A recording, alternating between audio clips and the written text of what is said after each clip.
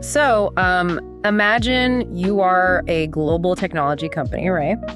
And your stated mission is to build like the digital eyes of the future. Yeah, a pretty massive undertaking. Exactly. I mean, you are talking about powering robotaxis that are navigating crowded city streets, outfitting autonomous United States military defense vehicles, and providing the sensory input for the absolute bleeding edge of what Silicon Valley is calling physical AI. Right, the real futuristic stuff. The absolute bleeding edge. You have these monumental world-changing ambitions.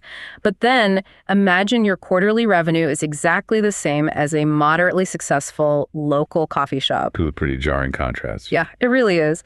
And well, welcome to the paradox of Arbe Robotics. Welcome to this deep dive. For this one, we're leaning into our talk tickers format. Right, which means we get right to the point. Exactly. It's a razor-sharp, data-forward, and highly opinionated breakdown of corporate earnings calls specifically curated for you, the retail investor. Because right now, I mean, the technological landscape is shifting so rapidly, and it is incredibly murky out there for investors trying to separate, the futuristic hype of autonomous driving from the actual fundamental business realities. Yeah, and that is our mission today. We are bypassing all the corporate fluff.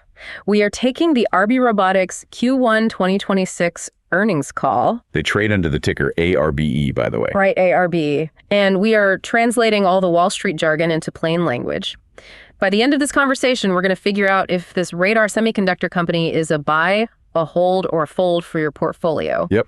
We structure these talk tickers breakdowns into 4 distinct parts. So we've got the headline numbers, the story behind those numbers, management's forward-looking guidance, and finally, the bottom line. The verdict, basically. Exactly. Okay, let's unpack this. We have to start with the foundational tension of this company right now. They are attempting a massive mid-flight pivot. Huge pivot. Yeah. They are transitioning from merely selling the raw chipsets of radar systems to selling entire, fully enclosed hardware systems. And what's fascinating here is just the sheer scale of the arenas they're trying to play in with these new systems. I mean, the total addressable market for robotics, defense, and automotive tech is in tens of billions of dollars. Tens of billions, yeah. But, the contrast between that long-term vision and their immediate quarter-to-quarter financial survival is pretty stark. Yeah. The clock on their cash runway is ticking, and it's ticking loudly. So loudly. So before we get completely swept up in the promises of like self-driving cars reading your mind and autonomous drones delivering your groceries, we have to ground ourselves in the hard, unyielding financial reality of their current quarter. Let's look at the numbers. Let's look at section 1, the headline numbers. Honestly, for anyone just glancing at the top line of this earnings report, it is a total shock to the system. Q1 2026 revenue came in at a microscopic $500,000. I mean, that is $500,000. Right. For a publicly traded company that spent years developing what they claim to be, the most advanced radar technology in the world. Now, to be perfectly fair to the data, that is a slight bump from the $400,000 they reported in Q1 of 2025. Sure, technically it's growth. Technically, yeah. But we are still talking about numbers that sound more like a seed stage startup raising a friends and family round, not a global semiconductor player. I mean, how does a retail investor look at a $500,000 revenue print and not immediately panic? Well, you don't ignore the revenue, obviously, but you have to look past that top line to see the structural, foundational changes happening within the company's cost structure. Okay, fair enough. Because the headline revenue is incredibly small, yes, but their operating expenses actually dropped significantly. Oh, right. Yeah, they reported total operating expenses of $11.2 million for the quarter. And that is down from $13.1 million a year ago. So a nearly $2 million drop in quarterly cash burn, which for a company this small, that's material. It's very material. Yeah. And their CFO, Corinne Pinto-Flomenboim, she pointed out a few specific reasons for this drop.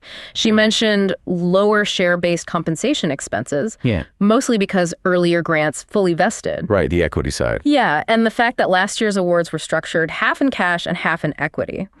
But the really interesting operational detail she mentioned was a decrease in, quote, tape-out expenses as they advanced toward productization. Tape-out, yeah. I've seen that term thrown around in semiconductor earnings for years, but let's actually unpack what that means for the company's wallet. This is a critical piece of industry jargon to translate, absolutely. So the term tape-out actually dates back to the early days of computing. Like literal tape. Literal magnetic tape, yeah. Engineers would literally send their final circuit board designs to the manufacturing facility on magnetic tape. Today, it just refers to the final result of the design process for an integrated circuit. Got it. It's basically the moment when the digital design is frozen and sent to the foundry, like a massive fabrication plant like TSMC or Global Foundries. Right. And that's where it gets physically manufactured into silicon. But why is that specific milestone so incredibly expensive? I mean, it's just sending a file to a factory, right? If only it were that simple. When you tape out a complex, modern semiconductor, especially the kind of ultra-high-resolution radar chips Arbe is building, the foundry has to create a set of photomasks. Photomask. Yeah. These are essentially microscopic stencils used in the photolithography process to etch the intricate circuit patterns onto the silicon wafers. Okay, so it's a physical stencil. Right. And a single advanced mask set can cost several $1 million to produce. Wow. And that doesn't even include the millions of dollars spent on the engineering hours, the intensive simulation testing, the verification software required leading up to that exact moment. Because you can't have any mistakes. Exactly. If there's a single microscopic flaw in the design when you tape out, you've just wasted millions of dollars and months of time. Okay, so think of tape-out costs like the incredibly expensive process of building the master mold for a complex, highly detailed new toy. Yeah, that's a good way to look at it. Designing that mold, testing the prototype, making sure every tiny microscopic groove is perfect, that costs an absolute fortune in specialized engineering and exotic materials. But once that master mold is finally finished, verified and sent to the factory assembly line. Once you've taped out. Exactly. Once you've taped out, making the actual physical toys that pop out of that mold by the thousands is way, way cheaper. That analogy holds up perfectly. Arbe has spent the last several years pouring tens of millions of dollars into designing the mold for their proprietary radar chips. Right. So they had really high tape-out expenses as they finalized their current generation of technology. Now, that heavy lifting of the fundamental chip design is largely behind them. They have the mold. They have the mold. They are moving out of the hyper-expensive R&D phase and into the productization phase, which simply involves ordering the silicon that has already been designed. Okay, that makes sense. That explains the drop in operating expenses, which, is a step in the right direction, but we have to look at the bottom line here. Always. The adjusted EBITDA loss for the quarter was $9.9 million. For the listener unfamiliar with the term, EBITDA stands for earnings before interest, taxes, depreciation, and amortization. Quite a mouthful. It is. And adjusted EBITDA strips out non-cash expenses like the share-based compensation we just mentioned. So it basically tells you how much raw physical cash the company's core operations are bleeding in a given quarter. Right. The actual cash burn. Yeah. So they bled roughly $10 million, and their cash on hand sits at $53.6 million.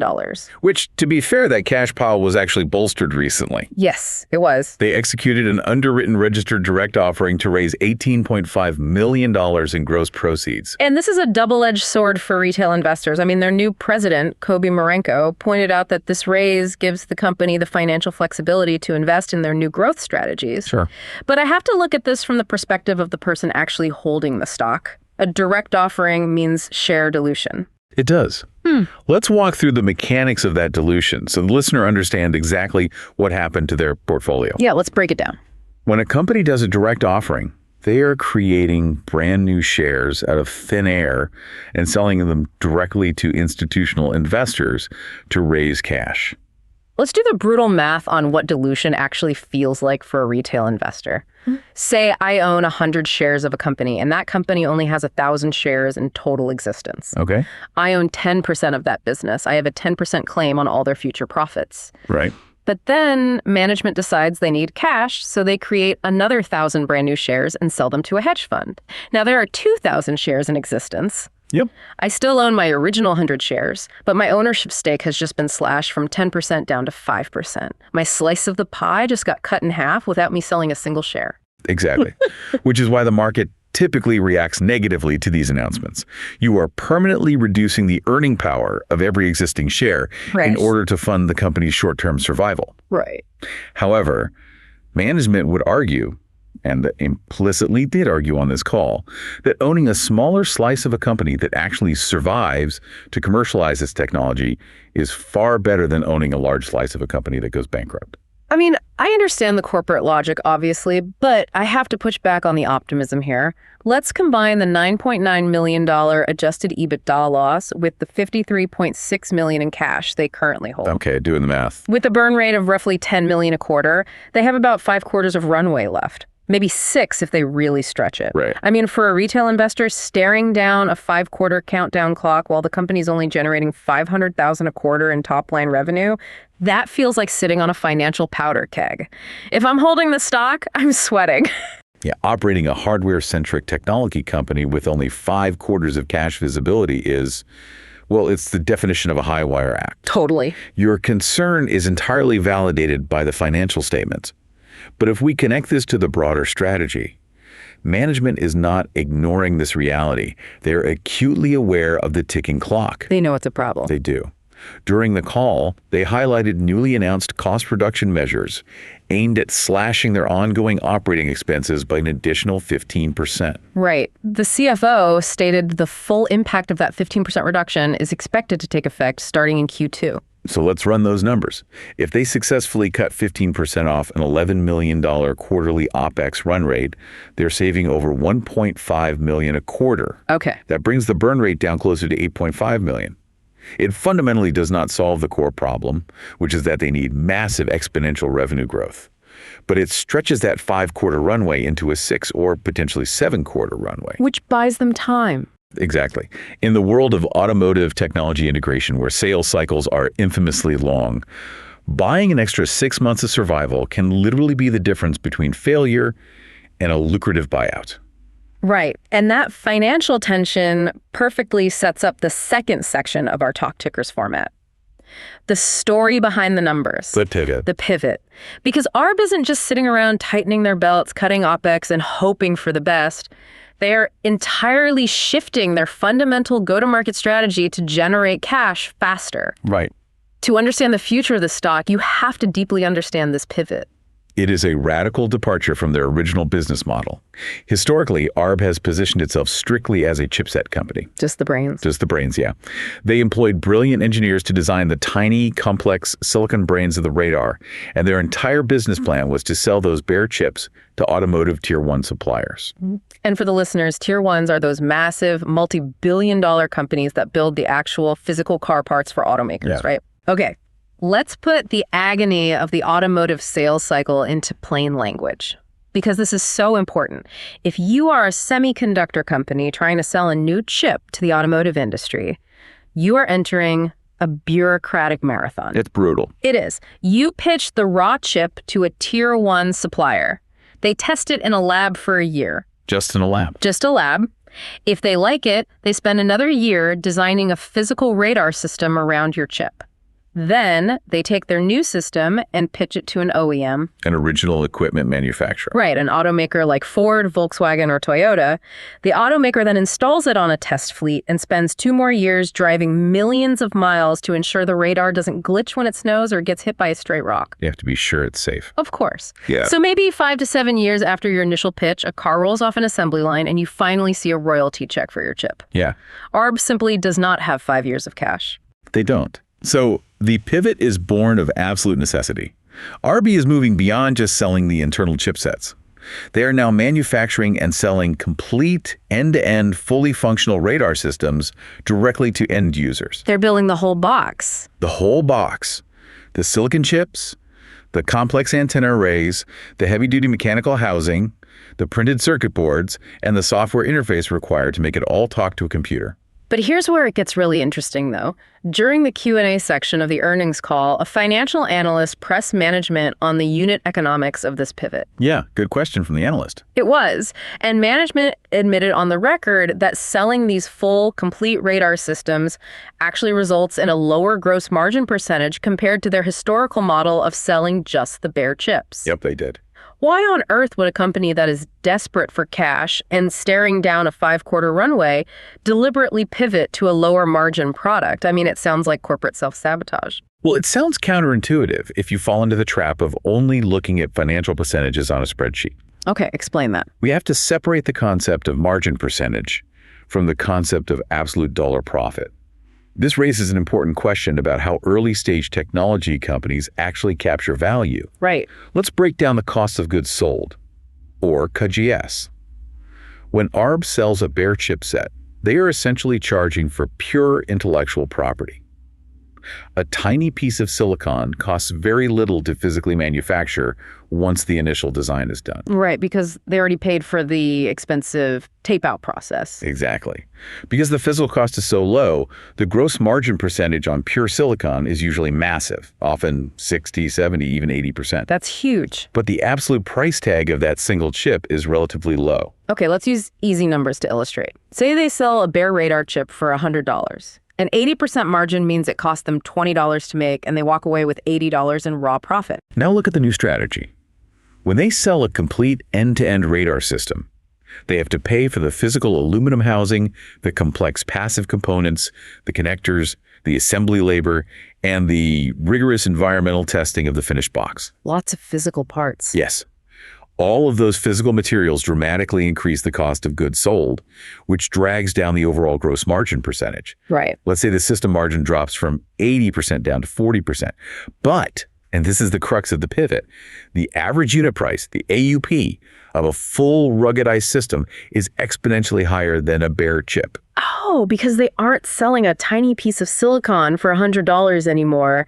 They are selling a heavy-duty military-grade radar box for, let's say, $1,500. Exactly. And 40% of a $1,500 system is $600 in absolute dollar profit. Wow. Okay. Right? The margin percentage looks worse to a casual observer, but Arbe takes home $600 in hard currency instead of $80. That makes total sense. They are trading an attractive percentage for actual cash in the bank, which they desperately need to fund their ongoing operations. And more importantly than the profit per unit, selling a full, ready-to-use system circumvents that agonizing 5-year automotive sales cycle we talked about. It skips the line. It totally skips the line. When you have a finished box, you can sell to markets that have zero interest in spending 3 years developing their own hardware. Right. You sell to customers who want to bolt a world-class radar onto their vehicle today and have it integrated into their software stack tomorrow. And the earnings call provided some massive, undeniable, real-world proof points that this strategy is actually working. Like, they have real traction. They really do. Let's examine the specific verticals they're penetrating with this full system strategy, starting with the defense sector. Okay. Ram Mathnis, who stepped into the CEO role this past April, he explicitly stated that the United States Army bought hundreds of complete units from them. Hundreds of units. And the use case here is fascinating, and it requires a quick dive into the physics of sensor technology. Let's do it. We aren't talking about a passenger car cruising down a sunny California highway here. We're talking about autonomous military supply trucks and heavily armored vehicles navigating completely off-road in active combat or disaster zones. Right. Imagine an autonomous military convoy trying to navigate through a desert sandstorm, or like a dense forest in a torrential downpour, or a valley filled with thick artificial smoke. A traditional optical camera is instantly blinded in those conditions.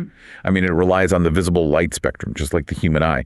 If a human can't see through the dust, the camera can't see through it either. And what about LiDAR? Because, LiDAR has been the darling sensor of the autonomous vehicle industry for the last decade. It uses rapidly firing lasers to map the environment. Yeah, but LiDAR gets completely confused in those environments too. Wait, really? Yeah, to understand why, we have to look at the electromagnetic spectrum and the concept of wavelength. LiDAR uses lasers, which are essentially focused beams of light operating at nanometer wavelength, incredibly small. Because the wavelength of a LiDAR laser is so incredibly small, when it encounters a particle of dust, a raindrop, or a snowflake, the laser beam hits that particle and scatters in a million different directions. Oh, okay. The sensor receives a chaotic mess of scattered light back, and the vehicle's computer effectively goes blind. But radar operates on a completely different set of physical rules. Exactly. Radar operates using radio waves, specifically in the millimeter wave frequency band, for automotive applications. Right. And a millimeter is massive compared to a nanometer, because the wavelength of the radar signal is physically larger than the tiny particles of dust, smoke, or fog. The radio wave doesn't scatter. It just ignores them. It just ignores them. It simply bends around the particles or pushes right through them, travels out to the solid object like a boulder or an enemy vehicle, bounces off, and returns to the sensor. That's incredible. Arbe's ultra-high resolution radar cuts through catastrophic weather and battlefield obscurations as if they don't even exist. It provides the vehicle's computer with a perfect, uninterrupted 3D map of the environment. And that is a market where the customer, the U.S. military, needs a complete functional system immediately. They aren't going to buy a bare semiconductor chip and set up a multi-year engineering division to build their own radar. No, they don't have time for that. They want the finished box to bolt onto their trucks today. Ram also mentioned using these systems for stationary perimeter defense, detecting humans or small drones trying to breach a secure classified area at night or in terrible weather. Right. This represents a massive expansion of Arbe's total addressable market. I mean, a year ago, they weren't even discussing defense. Exactly. Now they're engaging in business development with the traditional multi-billion-dollar defense giants, the Lockheed Martins and General Dynamics of the world, as well as highly capitalized emerging defense tech players. It is a brilliant, necessary pivot to capture short-cycle revenue. Yep. But, they haven't abandoned the massive automotive market, particularly in Asia. Mm-hmm. This was the second major highlight from the story behind the numbers. Yes. China. China is currently the fastest moving, most aggressively innovative automotive market in the world right now. I mean, they sold over 30 million vehicles last year. Wow. And Arbe announced they just shipped their initial batch of chipsets to a major Chinese Tier 1 supplier named HiRain. And this relationship with HiRain is highly strategic, and the technical specifications they detailed actually translate directly into a brilliant market strategy. Let's get into the specs. Okay, so HiRain is using Arbe's bare chips. Because remember, Tier 1s do want the bare chips to build their own systems. Right, they have the engineering teams for it. Exactly. So HiRain is using them to develop two entirely distinct types of radar systems to capture different segments of the Chinese consumer market. Let's break down the technicals here. HiRain is developing a premium 48 by 48 channel radar system. To understand how powerful that is, you have to compare it to the legacy radar currently sitting in the bumper of a standard modern car. Like the one in my driveway. Yeah, exactly. A standard radar might have 3 transmitting antennas and 4 receiving antennas. That creates 12 virtual channels of data. 12, okay. It's enough to tell your cruise control that there is a large metallic blob, a car in front of you, and roughly how fast it is moving. Right. But it cannot tell if that blob is a parked car, a moving motorcycle, or a bridge overpass. But Arbe's chip architecture allows HiRain to build a system with 48 transmitting antennas and 48 receiving antennas. Huge difference. Multiply those together, and you get 2,304 virtual channels of data. You're moving from a sensor that sees a blurry 12-pixel blob to a sensor that sees a sharp 2,300-pixel, highly detailed point cloud. Yes, night and day. It can differentiate between a pedestrian standing on the sidewalk and a fire hydrant right next to them.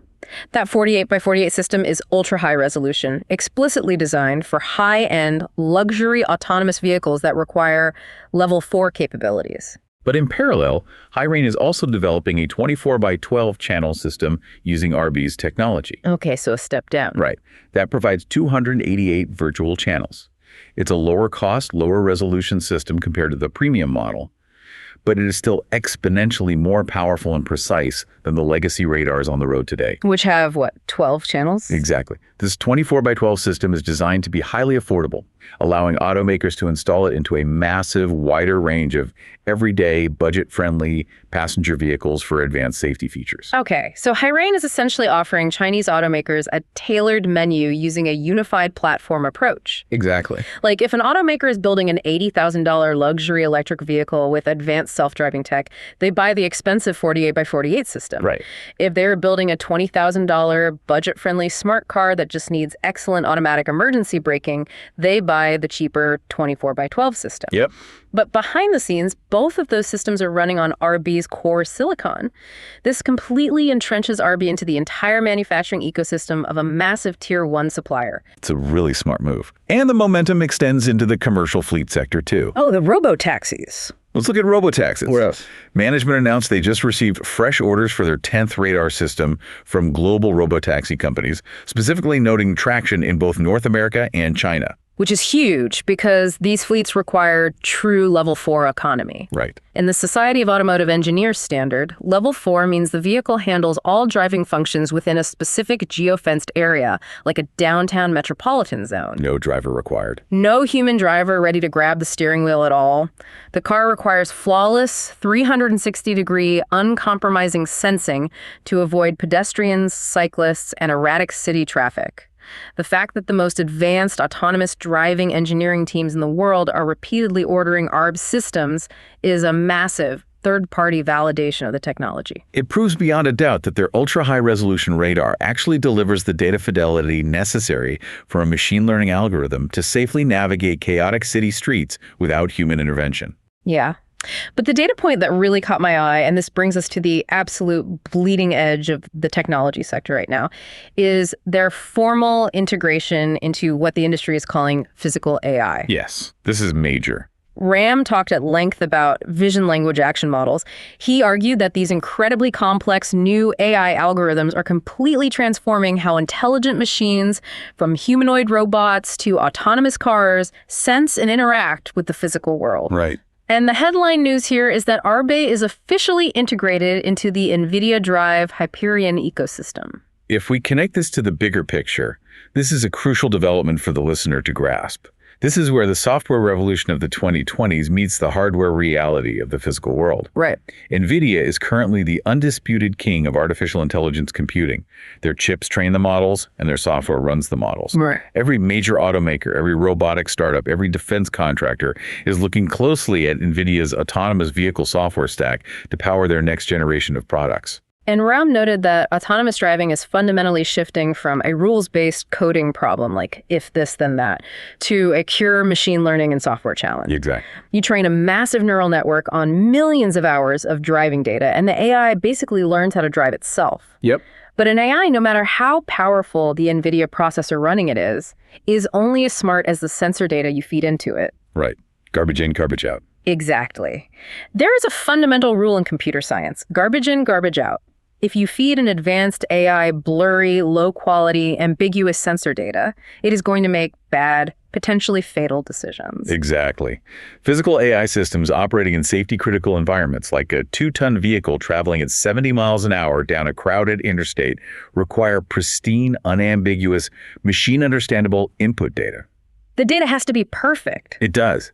They need dense sensing to see small objects, long range to see far ahead, ultra-low latency so the computer can react instantly, and most importantly, consistent performance regardless of whether the sun is glaring into the lens or a blizzard is rolling in. Right? That exact profile is the definition of Arbe's radar technology. By being formally cited and integrated into the NVIDIA Drive Hyperion platform, Arbe is basically receiving the ultimate industry-defining stamp of approval. It's an endorsement. It is. When a major automaker buys NVIDIA's multi-million-dollar supercomputer architecture to build their next line of cars, NVIDIA's own documentation is pointing to Arbe and saying, this is the specific radar hardware you should integrate to maximize the performance of our software. I mean, it is a phenomenal strategic position to hold. Let's just summarize the story so far. Okay. We have the United States Army actively buying systems for off-road autonomy. We have a massive Tier 1 supplier in China building an entire multi-tiered product line around their chips. Yep. We have advanced RoboTaxi fleets repeatedly adopting the tech. And we have official validation from the biggest AI company on the planet, NVIDIA. Sounds pretty good. It sounds fantastic. If you just read the press releases, it sounds like the company is on the verge of explosive, uncontrollable growth. But, and you knew the but was coming, because this is a deep dive. As a retail investor, you have to ruthlessly strip away the technological excitement and ask the hard, unforgiving financial question. When does all this incredible traction actually show up on the income statement? The big question. Right, because right now, in the current quarter, the revenue is $500,000. And this transition brings us to the third section of our analysis, which is the most critical and, frankly, the most precarious part of the entire earnings call: management's forward-looking guidance. Let's examine the numbers they promised to Wall Street. Management stubbornly reaffirmed their full year 2026 revenue guidance. Yeah, they didn't back down. They didn't. They are telling their investors to expect between $4 million and $6 million in total revenue for the calendar year. They also reaffirmed their adjusted EBITDA loss guidance, expecting a total loss of between $28 million and $31 million for the year. Right. They are holding the line on their financial projections. They are projecting confidence to the market that their pivot is going to yield immediate results. Wait, hold on. I'm looking at these numbers and I have to stop and do the math here because there is a massive discrepancy that basically sets off alarm bells. Let's hear it. During the Q&A portion of the call, an analyst specifically asked the CFO about their current backlog. Now, for our listeners, the backlog represents the total dollar value of the firm, signed orders the company has already received from customers, but hasn't manufactured or fulfilled yet. Right. It's guaranteed future revenue. Exactly. The CFO stated on the record that the backlog for the next 12 months is sitting at exactly $1 million. This raises a very serious question about execution risk. Let's break down the math you're looking at. Okay, follow me here. The company generated $500,000 in Q1. Yep. They are guiding the market for a minimum of $4 million for the full year. That means they have to generate $3.5 million over the next 3 quarters. Right. That averages out to well over $1.1 million per quarter for the rest of the year, just to hit the absolute bottom of their guidance range. Just hit the minimum. Just to scrape the bottom. But you just said their 12-month backlog, the orders they actually have signed and in hand right now is only $1 million. Yeah. How do you confidently project $4 million in sales to Wall Street when you only have $1 million in guaranteed orders and a history of making $500,000 a quarter? Well, it means they're operating without a safety net. Yeah. It means their entire financial projection for 2026 is heavily, almost entirely, reliant on their sales team going out and closing brand new deals within this current calendar year. So they need to find a buyer for these new full radar systems, maybe more defense contractors looking to upgrade their fleets, maybe an agricultural company wanting autonomous tractors, or a mining company needing autonomous haul trucks. Exactly. They have to identify the lead, pitch the client, negotiate the pricing, sign the contract, physically manufacture the complex radar systems, ship them across the world, have the client accept them, and officially recognize the revenue on their books, all before December 31st. Precisely. And this intense time pressure ties directly back to why they made the painful pivot to selling full systems with lower percentage margins in the first place. Right, because of the sales cycle. Right. You fundamentally cannot close an automotive chipset deal from start to finish in 9 months. The testing alone takes a year. It's impossible. Completely impossible. So the only mathematical way they hit that $4 million to $6 million guidance is if this new strategy of selling complete, ready-to-use systems to adjacent non-automotive markets scales up immediately. Immediately. Now, during the Q&A, an analyst from Maxim Group pushed them on this exact operational bottleneck. He asked about their physical ability to manufacture these full systems if they actually do manage to sell them. Very valid question. And the CEO, Ram Mathnis, stated they have already set up a dedicated production line that can handle hundreds of systems per month, scaling to thousands per year. Okay. And he noted an interesting detail. The capital expenditure required to build that production line was surprisingly low, only in the hundreds of thousands of dollars. That is surprising. Yeah. He also mentioned they are already in advanced discussions regarding further expansion with large-scale contract manufacturers. So according to management, the physical capacity is there, the factory is tooled and ready, they just need the purchase orders. Right. And what we're witnessing here is the operational risk of the company completely shifting. For the last 5 years, the primary risk was R&D. Like, could they actually build it? Could their engineers actually invent a radar chip that achieves 2,300 virtual channels? And the answer appears to be yes. But now the risk has shifted entirely to sales execution. They have to sell it. They have the product, they have the production capacity, but their sales team has to deliver under immense existential pressure. Because if they fail to close those short cycle deals and they miss that $4 million minimum guidance, the market will mercilessly punish the stock price. Mercilessly. And they only have $53 million in the bank to absorb that punishment. Which brings us to Section 4, the bottom line. We've seen the tiny current revenue and the ticking cash clock. We've deeply explored the exciting, highly logical strategic pivot toward full systems, uncovering the physics of why their tech is superior for defense and robotics. Yep. And we've mapped out the incredibly steep, precarious climb required to hit their 2026 financial guidance based on a very thin backlog. It's a steep hill. It's a cliff. So it's time to synthesize all of this data into a concrete verdict for you, the retail investor listening to this right now. We have to take a position. Well, looking at the totality of the data, balancing the incredible technological validation from players like NVIDIA against the fragile reality of their balance sheet, the most accurate stance to take here is a bifurcated one. Okay, bifurcate it. Based on our Talk Tickers methodology, I would classify Arbe Robotics as show me bearish in the short term, but highly speculative bullish in the long term. Show me bearish in the short term, speculative bullish in the long term. I think that perfectly encapsulates the tension. Let's make that actionable for the listener, though. What does that specifically mean if I currently hold the stock in my portfolio versus if I'm sitting on cash looking to buy in? Okay, if you are a current holder of ARBE stock, the actionable advice is do not panic sell based purely on the shock of the $500,000 revenue number. Don't panic. Don't panic. The underlying technological thesis of the company remains incredibly strong. The formal integration into the NVIDIA Drive Hyperion platform, the massive multi-tiered expansion with Hyrain in the fast-moving Chinese market, and the initial real-world deployment orders from the United States Army. Right. All of that proves beyond a shadow of a doubt that their technology is real. It works outside the laboratory, and it is considered top tier by some of the most demanding, rigorous engineering teams on the planet. This is not a vaporware company selling a concept. They are selling a verified product. Right, but as a holder, you have to mentally and financially brace for extreme volatility. Absolutely. Yeah. The next 2 quarters are going to be a white-knuckle ride. If you are a current holder, you must accept the very real risk that the sales team might not close those short-cycle defense and robotics deals fast enough to satisfy Wall Street's expectations for 2026. Okay, and what if you are a potential buyer? What if you are a listener who sees the NVIDIA news, understands the physics advantage of radar over LiDAR in bad weather, and thinks, I want to get in on the ground floor of the next massive AI hardware play before the rest of the market catches on? For potential buyers, the actionable advice is discipline. Discipline. Keep this stock at the very top of your watch list, but absolutely hold off on hitting the buy button until we see the hard financial results of the Q2 or Q3 earnings calls. Wait for the proof. Yes. You need concrete, undeniable proof on an income statement that these short-cycle system sales are actually materializing to meet that steep $4 million to $6 million guidance. Because if they miss that guidance, or if the cash burn rate accelerates unexpectedly, what happens to the retail buyer who jumped in too early? If they miss, the stock will likely suffer a severe downward re-rating by institutional investors. And with a shrinking cash runway, management may be forced into a corner. Right, more dilution.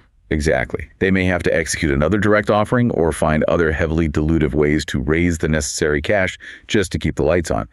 You do not want to buy into a micro-cap technology stock right before a massive dilutive event destroys shareholder value. No, you definitely don't. Wait for the proof of execution. B, show me bearish force the company's management to show you the signed contracts and the recognized revenue before you hand over your hard-earned capital. That is incredibly sound defensive advice. But before we wrap up this deep dive, we have to provide some macroeconomic context here because there is a massive tectonic industry shift happening right now that plays directly into Arbe's hands. If they can survive lineup, If they can just survive long enough financially to capitalize on it, yeah. Rob mentioned it during his opening remarks on the call. He talked about a fundamental reset occurring in level 3 autonomy across the global automotive industry. this is perhaps the most important macro trend discussed on the entire call. Yeah. For the last 5 years, major automakers have essentially promised consumers that level 3 autonomy was just around the corner. To define that for a second, level 3 is the conditional automation phase. The holy grail for commuters. Right. It means you can legally take your hands off the steering wheel, take your eyes off the road, and answer emails or watch a movie while the car drives itself on the highway. Sounds amazing. It does. But the caveat is the handoff problem. If the car gets confused, it prompts the human to take over, and the human has to be ready to grab the wheel within seconds. But recently, we've seen several leading legacy OEMs quietly scale back, delay, or completely revisit their Level 3 development programs. They are hitting a wall. And Ram was very clear on the call. Oh. He does not see this stalling as a rejection of autonomous driving by the consumer. That's not a demand problem. Not at all. In fact, Arbe commissioned a survey of 1,000 drivers across the US, Europe, and Asia, and the data showed that consumers are desperate for this technology. People want it. They do. They're willing to pay significant premiums for it. They're willing to upgrade their vehicles just to get it.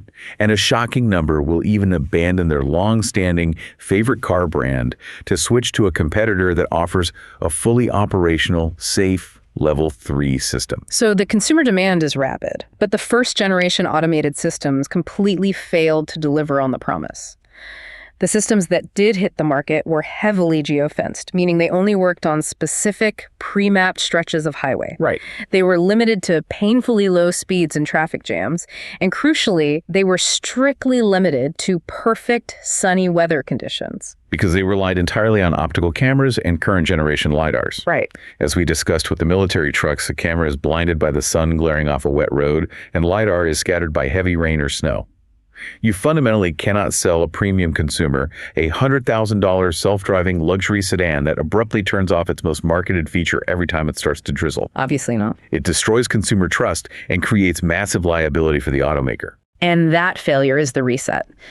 Automakers have realized they cannot achieve true, safe, consumer-grade Level 3 autonomy without a primary sensor that can see the environment perfectly, in high definition, in all weather conditions, all the time. Exactly. They're going back to the drawing board and actively searching the market for next-generation sensor platforms to fill this massive capability gap. And Arbe's ultra-high-definition, long-range millimeter-wave radar is perfectly positioned to be the exact puzzle piece the entire automotive industry is desperately searching for. Right. It provides the dense, high-resolution point cloud sensing and low latency of a LiDAR system, but it retains the unstoppable all-weather reliability of traditional radar. From an engineering standpoint, it is a technological marvel that solves a specific problem holding back the entire industry. It is a marvel. But as we've exhaustively discussed today, having the absolute best technology at the right time is only half the battle in the brutal world of public markets. Sadly, yes. Financial timing is a razor's edge. Arbe has to survive the valley of death, that perilous gap between having a validated world-class product and achieving the mass commercialization required to become profitable. So just to quickly summarize our deep dive, Arbe Robotics possesses world-class, NVIDIA-validated technology that solves a massive industry bottleneck. Yep. They have executed a highly logical, intelligent new strategy by pivoting to full system sales to capture immediate short-cycle revenue in the defense and robotics sectors. Right. However, they're operating with a fragile balance sheet that leaves absolutely zero room for operational errors. The sales team must deliver massive revenue growth immediately, or the dwindling cash runway will become a critical existential threat to the company. It's do or die. It is a company poised on the absolute precipice of either massive industry-defining breakout success or harsh, dilutive financial restructuring. Which brings us to our final thought for this episode. We always want to leave you, the listener, with a provocative question to mull over as you watch this space develop. Okay, let's hear it. We know that massive tech giants like Tesla are stubbornly, almost aggressively, relying on camera-only systems for their self-driving ambitions. Elon Musk has famously claimed that if humans can drive with just two eyes, a car should be able to drive with just cameras, insisting that radar is an unnecessary crutch. He's been very vocal about that. Meanwhile, on the other extreme, companies like Waymo and massive Tier 1 suppliers are pouring billions of dollars into developing and deploying bulky, highly expensive LiDAR systems, betting that lasers are the only way to get the resolution needed for safety. So you have two completely divergent, incredibly well-funded philosophies on how to solve the autonomous driving equation. But consider this dynamic. As Arbe continues to refine and mass-produce their technology, relentlessly driving the manufacturing cost down while simultaneously increasing the resolution and software capabilities, could a sudden, undeniable breakthrough in cheap, ultra-high-definition radar make both of those current approaches completely obsolete in the next 2 to 3 years? Oh, wow. That is a massive question. Will Tesla eventually be forced by safety regulators or consumer demand to admit cameras alone aren't enough in a blizzard? And will the LiDAR giants find themselves completely priced out of the mass consumer market by a small radar chip that does the exact same high-resolution job for a fraction of the cost and weight? It's entirely possible. It is a multi-billion-dollar question that could redefine the entire transportation sector, and a tiny cash-strapped company named Arbe Robotics is sitting right at the chaotic center of it. The technological and financial stakes could not be higher. It will be fascinating to watch unfold over the next few quarters. It certainly will. Thank you for joining us on this deep dive. Keep a very close eye on Arbe's Q2 and Q3 revenue numbers. That data will be the ultimate, undeniable tell on whether this massive mid-flight pivot is actually working or if the runway is running out. Until next time, stay informed and stay curious.